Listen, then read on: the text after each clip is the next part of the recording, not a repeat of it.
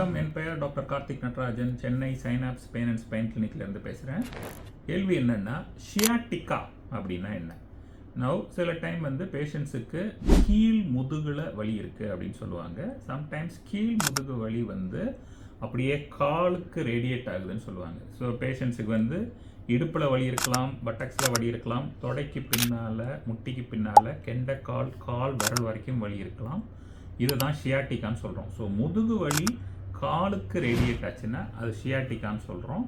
Usual இது காரணம் sometimes ஒரு disc bulge or slipped disc or disc herniation சொல்கிறோம். இந்த டிஸ்க் ஹெர்னியேட் ஆகும்போது இடுப்புலேருந்து காலுக்கு வர நரம்பு கொஞ்சம் நசுங்கிடுச்சுன்னா வலி கால் வரைக்கும் ரேடியேட் ஆகும்.